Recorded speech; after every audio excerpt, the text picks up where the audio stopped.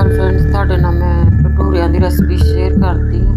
अद्धा किलो मैदा ले लेना, 2 चमचे खंड, 1 चमचा लूण, दही, आटे का चौथा हिस्सा, घ्यो जिदा 1 कड़छी, 3-4 चमचे रला देने। सारा कुछ मिक्स करके गुन लेना ते 4 घंटे लिए तुसीं इहनूं खमीर उठने रख देना। फिर किसी गर्म जगह ते, जे गर्मी हो तो ठंडी जगह ते रख देना है ना।